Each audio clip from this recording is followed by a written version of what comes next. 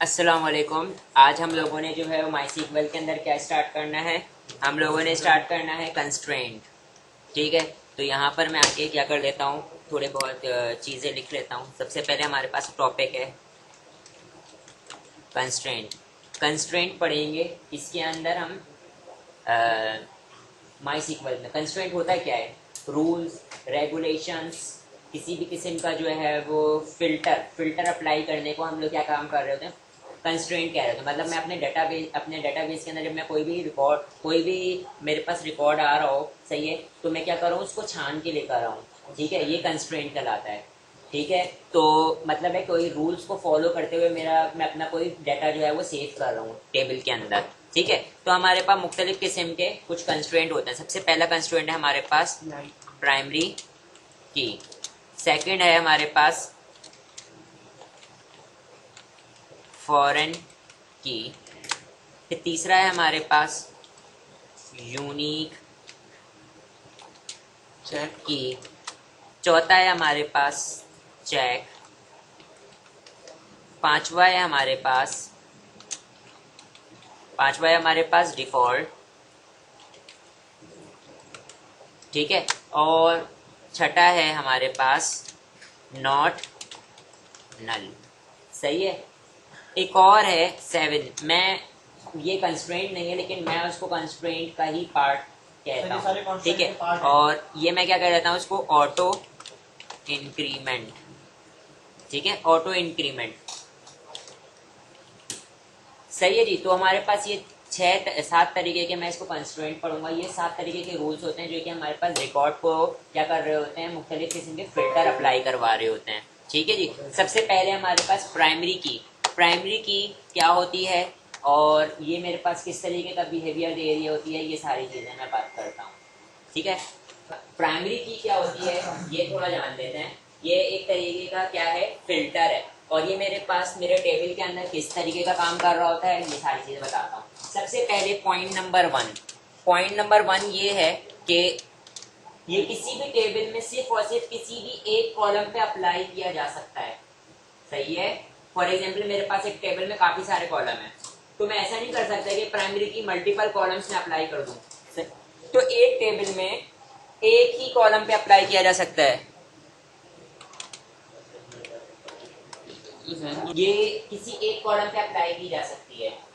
ठीक है, अब ये क्यों यूज कर रहे होते हैं, इस फिल्टर का कोई ना कोई मकसद होगा। सही है, तो इस फिल्टर का मकसद ये है कि हम अपने जो भी आने वाला रिकॉर्ड है ना, उसको डुप्लीकेटेड रिकॉर्ड से बचा सकें। सही है, पहला मकसद ये है। दूसरा मकसद ये है कि हम लोग क्या काम कर सकें, अपने रिकॉर्ड को एक सिंक्रोनाइज वे में स्टोर कर सकें, ताकि मैं उसको क्या कर सकूं, इजीली एक्सेस कर सकूं, इजीली फाइंड कर सकूं, मैनेज करके रखने के लिए यूज होता है। ठीक है, पहला वे क्या था कि यूनिक रिकॉर्ड आएगा, मतलब है कि कोई डुप्लीकेटेड रिकॉर्ड डुप्लीकेशन से बचाते हैं, जिसको हम लोग क्या कहते हैं, रिडंडेंसी से हमें क्या करती है, ये बचाती है, डुप्लीकेशन ऑफ अ रिकॉर्ड से बचा देती है। ठीक है, सेकंड चीज क्या करती है, इजीली किसी भी रिकॉर्ड को आराम से फाइंड कर सकते हैं। इसका मतलब अगर मैंने किसी टेबल पे प्राइमरी की लगाया हुआ है, तो इसका मतलब मैं मेक श्योर कर सकता हूँ कि आने वाला हर रिकॉर्ड मेरे पास क्या होगा, एक नए बंदे का रिकॉर्ड होगा, न्यू रिकॉर्ड होगा, एक बंदे का डबल रिकॉर्ड नहीं आ सकता। ठीक है, बात क्लियर है? yes, अच्छा, ये जिस कॉलम के अंदर अप्लाई की जाएगी, ये जिस भी कॉलम में मैं अप्लाई करूंगा, सही है, तो उस कॉलम के अंदर हम ये क्या मेक श्योर कर रही होगी, दूसरा पॉइंट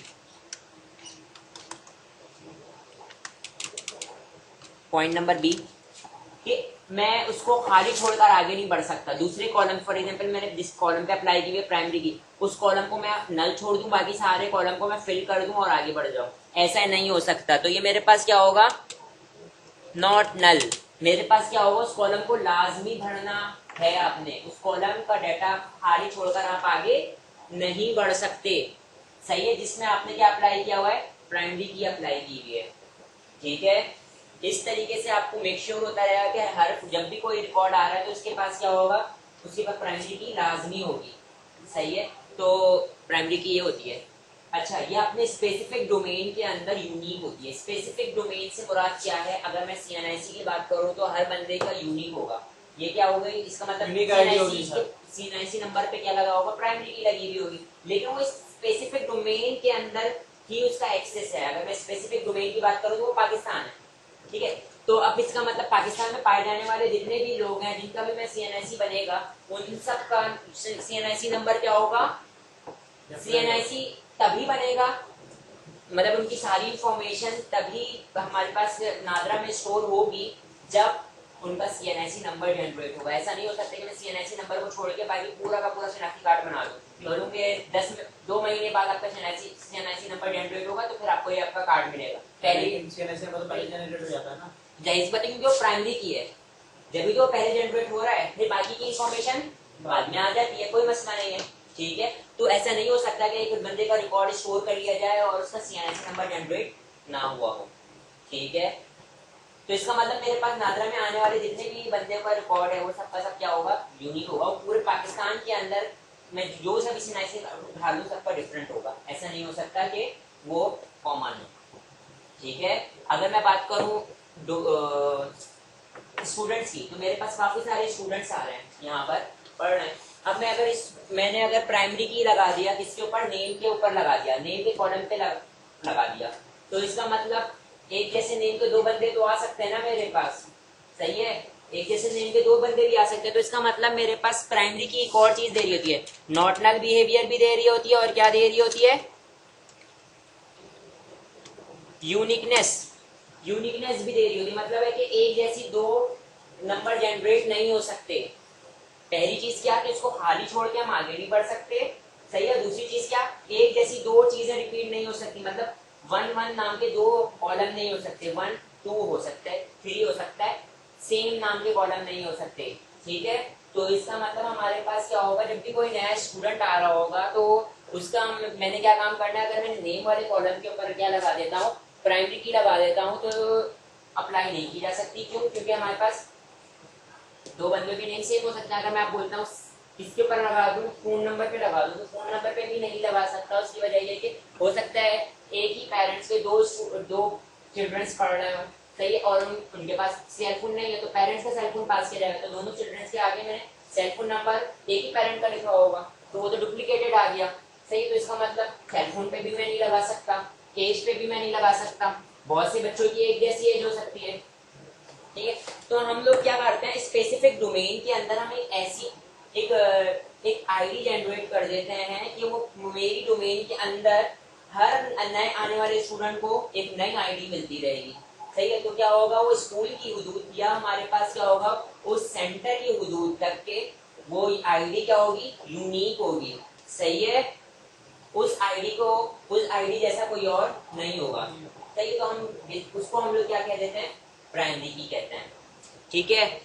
तो प्राइमरी की हमें 3 चीजें दे देती है, एक टेबल में एक ही कॉलम पर अप्लाई की जा सकती है, और नॉट नल वाला बिहेवियर दे रही होती है, मतलब उसको खाली छोड़ के हम बाकी के कॉलम को फिल करना चाहें तो ऐसा नहीं हो सकता। और यूनिकनेस, अगर एक नंबर जनरेट हो चुका है, फॉर एग्जाम्पल मैं बोलता हूँ 55 जनरेट हो गया, तो दोबारा 55 नहीं आएगा, सही है। तो ये वाला बिहेवियर देती है, सही। अब मैं आप लोगों को क्या बताता हूँ, दोनों तरीके कार से, स्ट्रक्चर से भी और क्या कहते हैं उसको, क्यूरी से भी, दोनों तरीके कार से मैं आप लोगों को क्या बता देता हूँ, प्राइमरी की को अप्लाई करना, क्योंकि हम माइसिकल में हम दोनों तरीके कार से लिख रहे होंगे, ठीक है। अच्छा, ऑटो इंक्रीमेंटेड मैं प्राइमरी की के साथ ही बताना पसंद करूंगा। उसकी वजह है, ऑटो इंक्रीमेंटेड एसक्यूएल में जो हमारे पास आइडेंटिटी वाला काम हो रहा था ना, सही, मतलब है कि ऑटो इंक्रीमेंटेड से बता दिया है कि ये खुद ब खुद प्राइमरी की वाला जो कॉलम है वो खुद ब खुद नए जनरेट हो रहा होगा, आपको मैन्युअली उसकी वैल्यूज पास करने की जरूरत नहीं है। अगर आप किसी कॉलम के आगे ऑटो इंक्रीमेंटेड कर देते हो तो इसका मतलब आपने वो कॉलम पास करने की जरूरत नहीं है।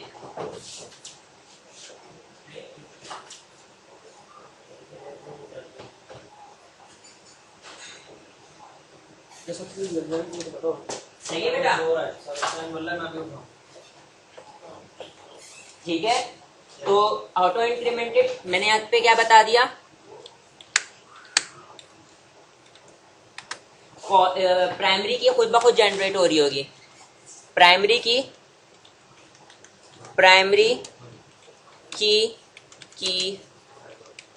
वैल्यू खुद जनरेट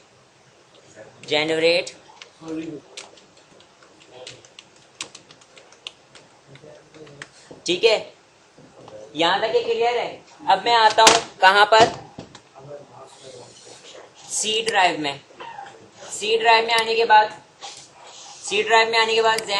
जैम के अंदर आने के बाद मैं क्या करता हूँ, कंट्रोल पैनल को ओपन करता हूँ, फर्स्ट 2 पोर्ट को मैं स्टार्ट कर देता हूँ, सही है। और अपाची को क्या नोट कर लूंगा, पोर्ट नंबर नोट कर लूंगा, जो कि क्या है मेरे पास 82, ठीक है।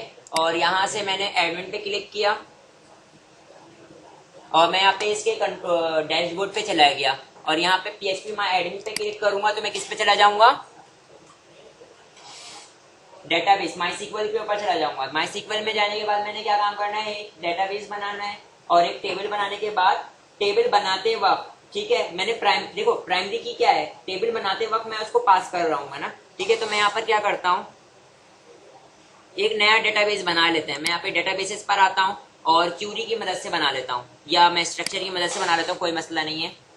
मैं यहाँ पे किस नाम का बना लेता हूँ, ABC नाम का नहीं बना हुआ तो मैं ABC नाम का बना लेता हूँ। जनरेट किया, डेटाबेस ABC नाम का बन गया। और अब मैं डेटाबेस के अंदर आने के बाद में क्या काम करता हूँ, क्यूरी की मदद से बनाता हूँ पहले तो मैं प्राइमरी की, ठीक है। तो मैं यहाँ पर आ रहा हूँ, क्रिएट टेबल, जी जाहिर सी बात है टेबल बनाते वक्त मैं प्राइमरी की पास कर रहा हूँ ना, और EMP राउंड ब्रैकेट। और यहाँ पर आने के बाद मैंने यहाँ पे फॉर एग्जांपल ID दे दिया। ID वो कॉलम है जिसका डेटा टाइप क्या है, इंटीजर दूंगा और उसके साथ में क्या दे रहा हूँ, प्राइमरी की। और यहाँ पे मैं क्या दे देता हूँ, ऑटो इंक्रीमेंट। ये मैंने ऑटो इंक्रीमेंट दे दिया, इसका मतलब ये इसका कॉलम क्या होगा, खुद ब खुद जनरेट हो रहा होगा, इसके कॉलम की वैल्यू खुद ब खुद जनरेट हो रही होगी। यहाँ पर आता हूँ और यहाँ पर आने के बाद मैं क्या करता हूँ, नेम को मैंने दे दिया varchar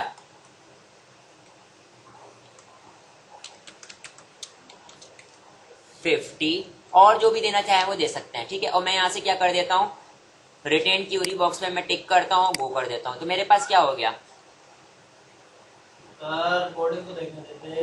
ये रहा कोडिंग लिखी हुई है, सही है। तो मैंने किसकी मदद से जनरेट कर लिया, ऑटो इंक्रीमेंट का मतलब ये है कि इसकी वैल्यू क्या होगी, खुद ब खुद जनरेट हो रही होगी, हमें पास नहीं करनी पड़ेगी जी, हमें पास नहीं करनी पड़ेगी। अब मैं इंसर्ट करवाते वक्त इसका इंसर्ट करवाते वक्त का थोड़ा तरीकेकार डिफरेंट होता है, तो साथ साथ मैं इसमें एक रिकॉर्ड भी इंसर्ट करके दिखा देता हूँ कि अब अगर मैंने इस टेबल के अंदर रिकॉर्ड इंसर्ट करना है तो इसमें किस तरीके से इंसर्ट होगा, ठीक है। यहाँ पे हम लोग आइडेंटिटी यूज नहीं करते, थोड़ा सेंटेक्स डिफरेंस है ना, ठीक है। तो यहाँ पे हम ऑटो इंक्रीमेंट यूज करते हैं। अच्छा, आप मेरे पास यहाँ पे टेबल डेटाबेस यूज हुआ है और मेरे पास एक टेबल बन चुका है। इसको आप लोग अगर नोट करना चाहे तो नोट कर लें। यहाँ मैं इसको क्या करता हूँ, कॉपी करके यहाँ पर पेस्ट कर लेता हूँ। ये इसका सेंटेक्स आ गया, ठीक है। अगर आपको चाहिए रहेगा तो यहाँ से ले लीजिएगा, ठीक है। मैं यहाँ पर आता हूँ, इस पर स्ट्रक्चर पर आता हूँ, तो मेरे पास एक टेबल बना हुआ नजर आ रहा होगा, किसके अंदर मौजूद हूँ भी मैं, ABC वाले डेटाबेस के अंदर। अब इसके अंदर मैंने रिकॉर्ड इंसर्ट करना है, तो इसके अंदर देखो जिसके अंदर मेरे पास प्राइमरी की लगी हुई है और उसके अंदर ऑटो इंक्रीमेंटेड है, तो इसके अंदर मैंने रिकॉर्ड को किस तरीके से फिल करना है ये देख लीजिए। मैं आता हूँ यहाँ पर और इसके अंदर मैंने देखो क्या सिलेक्ट हो गया, टेबल सिलेक्ट हो गया, हाँ टेबल सिलेक्ट हो गया। मैं यहाँ पे SQL पर आता हूँ। SQL पर आने के बाद मैं यहाँ पर देखो इंसर्ट वाली क्यूरी लगेगी ना, इंसर्ट इनटू टेबल का नाम क्या है मेरे पास, EMP और वैल्यूज राउंड ब्रैकेट। अच्छा, हम लोग क्या काम करते थे, जिसके देखो कितने कॉलम है मेरे पास इस टेबल में, यहाँ पे लिखे हुए नजर आ रहे हैं, ID और नेम, सही। तो ID तो हमारे पास ऑटो इंक्रीमेंटेड, इसका मतलब पास करने की जरूरत नहीं है। SQL में हम लोग यही काम करते थे ना, हमें पास करने की जरूरत नहीं पड़ती थी, जस्ट डायरेक्ट क्या पास कर देते थे, दूसरे कॉलम की वैल्यूज को पास कर देते थे। तो यहाँ पे मैं क्या पास कर देता हूँ, अली पास कर देता हूँ। तो ये वर्क करना चाहिए, लेकिन यहाँ पे मेरे पास क्या आ जाएगा, एक अदद एरर आ जाएगा। देखिएगा मैं रिटर्न क्यूरी बॉक्स करता हूँ और गो करता हूँ, एरर आ गया। क्यों, क्योंकि जिसके यहाँ पर हमारे पास जिसमें ऑटो इंक्रीमेंटेड होता है वहां पे हमने क्या लिखना पड़ता है, नल लिखना पड़ता है, ठीक है। हर बार जब भी मैं इंसर्ट करवाऊंगा तो यहाँ पे मेरे पास क्या लिखना पड़ेगा, मैंने नल लिखना पड़ेगा, ठीक है। और मैं यहाँ पे क्या करता हूँ, क्यूरी बॉक्स को रिटर्न करके वो करता हूँ। देखिए क्या हो गया, 1 रॉ इफेक्टेड। और अगर मैं उसके अंदर आऊं, इस क्यूरी को मैं क्या करता हूँ, कॉपी करता हूँ और यहाँ पर पेस्ट कर देता हूँ, ठीक है। और यहाँ पर आने के बाद मैं क्या काम करता हूँ, देखो कौन सिलेक्ट हुआ है, एम्प्लॉय। तो अगर मैं ब्राउज करूंगा तो यहाँ पे मेरे पास रिकॉर्ड आ गया, देखो आईडी की जगह पे क्या लिखा हुआ है 1। तब के वहां पे मैंने क्या लिखा था, नल लिखा था, लेकिन ऑटो इंक्रीमेंटेड की वजह से क्या हो गया, वो खुद ब खुद जनरेट हुआ। तो ये तो तरीकेकार था, मैंने किसके थ्रू किया, क्यूरी के थ्रू किया। अगर मैंने यही काम किसके थ्रू करना है, अगर मैंने स्ट्रक्चर के थ्रू करना है, हाँ स्ट्रक्चर के थ्रू करना है, तो पहले मैंने डेटाबेस सिलेक्ट करना पड़ेगा, डेटाबेस सिलेक्ट करना पड़ेगा। और यहाँ पे मैं एक और टेबल बनाता हूँ, ये देखिए इधर क्रिएट, यहाँ पे मेरे पास जितने भी टेबल बने हुए नजर आ रहे हैं वो सारे नजर आ रहे हैं। और यहाँ पे क्रिएट टेबल लिखा हुआ है, तो यहाँ पे मैं क्या करता हूँ, DEPT डिपार्टमेंट, और कॉलम जितने भी मर्जी चाहे वो ले सकते हैं। मैं यहाँ पे 4 रहने देता हूँ और यहाँ पर आ जाता हूँ, गो करता हूँ, मेरे पास एक अदर डिपार्टमेंट नाम का टेबल आ जाएगा। मैं यहाँ पे क्या दे देता हूँ, ID। अब देखिएगा इंटीजर टाइप है, और यहाँ पर थोड़ा जो है स्क्रॉल करें तो यहाँ पे आपको लिखा हुआ नजर आ रहा होगा A_I। इसका मतलब क्या है, ऑटो इंक्रीमेंटेड। क्या मतलब है, ऑटो इंक्रीमेंटेड। जैसे मैं इस पे टिक कर दूंगा तो यहाँ से मैं पूछेगा इसके ऊपर प्राइमरी की लगा देना, मैं बोलता हूँ यस, गो कर दूंगा और मेरे पास क्या हो जाएगा, प्राइमरी की अप्लाई हो जाएगी।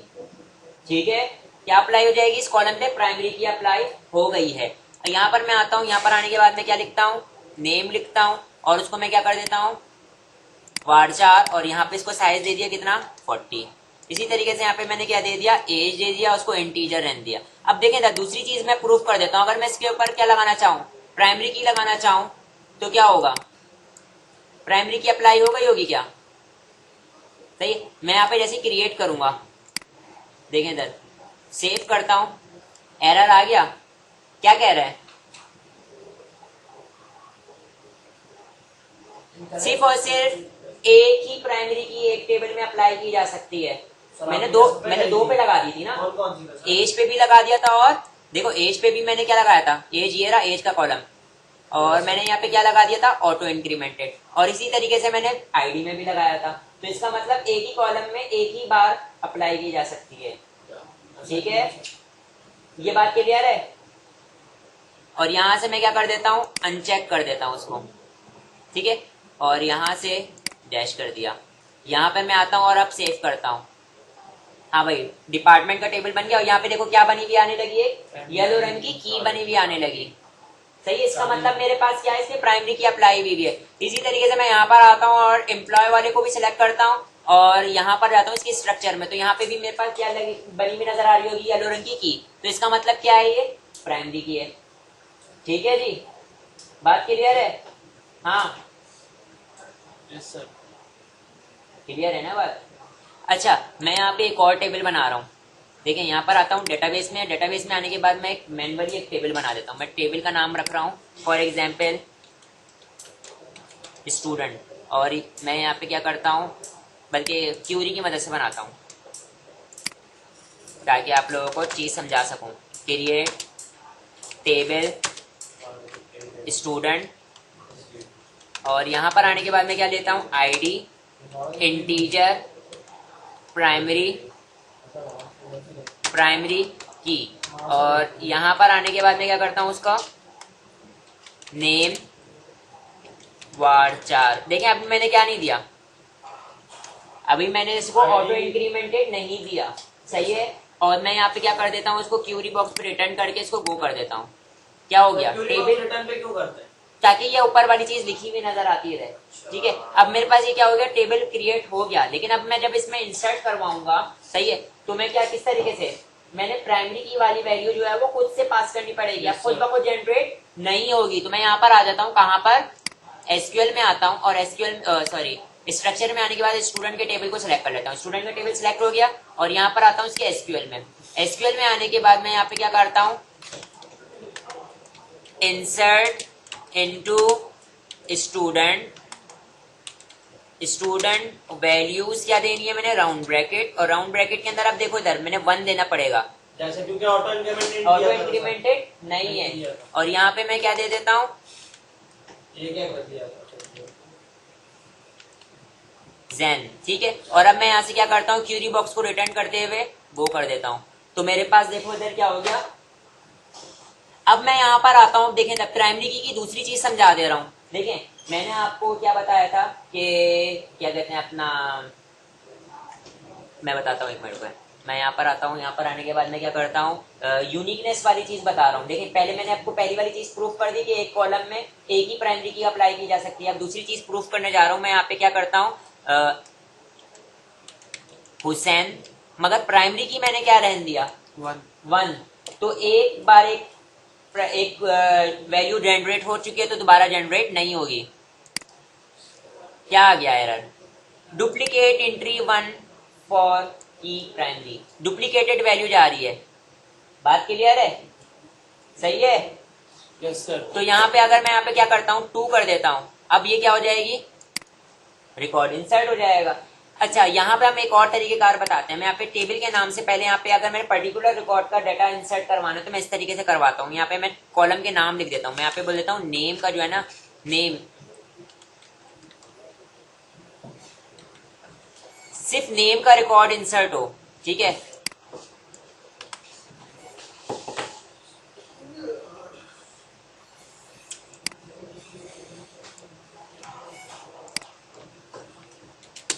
देखिए मैंने यहाँ पे कॉलम नेम दे दिया, किसी पर सिर्फ नेम का रिकॉर्ड दे आपने इंसर्ट करवाना है, ठीक है। तो मैं इसको पहले वाली प्राइमरी की को क्या दे रहा था, नल छोड़ रहा था, सही है। तो इसका मतलब नॉट नल बिहेवियर होता है। तो मेरे पास क्या आ जाएगा, देखो सिंटैक्स एरर नहीं है, सिंटैक्स वाइज तो सही लिखा हुआ है। देखो इंसर्ट करने के 2 तरीके कार हैं ना। पहला तरीके कार ये कि अगर मैंने अगर सारे कॉलम को मैंने क्या करना है, सीक्वेंस में इंसर्ट करना है, तो मैंने यहाँ पे कॉलम नेम को दिए बगैर डायरेक्ट वैल्यूज पास करूंगा और इंसर्ट हो जाएगा। लेकिन अगर मैंने पर्टिकुलर रिकॉर्ड को इंसर्ट करवाना तो यहाँ पे मैं कॉलम नेम दे देता हूँ। तो यहाँ पे मैंने कौन सा कॉलम नहीं दिया, आईडी नहीं दिया, तो इसका मतलब आईडी की वैल्यू नहीं जा रही और ऑटो इंक्रीमेंटेड नहीं दी थी, ये खुद ब खुद जनरेट नहीं होगी, ठीक है। तो इसका मतलब यहाँ पे मेरे पास क्या आ जाना चाहिए, एरर आ जाना चाहिए। इनके प्राइमरी की का क्या बिहेवियर, एक और बिहेवियर ये भी है कि नॉट नल होगी वो, ठीक है। तो यहाँ पे मैं क्या करता हूँ, वो करता हूँ, एरर आ गया,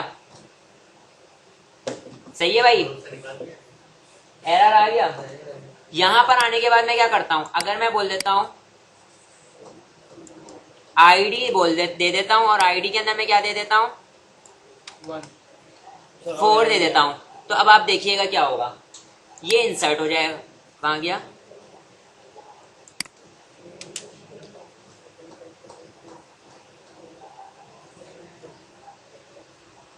सिंटैक्स में एरर है। इधर मेरे पास क्या हुआ, मैंने अगर इसमें यहाँ पे मैंने कौन सा कॉलम सेलेक्ट कर लिया, सिर्फ आईडी सेलेक्ट कर लिया, उसको यूनिक वैल्यू दे दी, तो ये इंसर्ट मेरे पास क्या हो गया, सही है। तो अब अगर मैं यहाँ पर आऊँ ब्राउज करके देखूं तो मेरे पास देखें इधर जैन हुसैन और ये नल हो गया, वैल्यू नल हो सकती है लेकिन प्राइमरी की नल नहीं हो सकती, ठीक है, और डुप्लीकेटेड भी नहीं हो सकती, और एक कॉलम में सिर्फ एक ही अप्लाई होगी।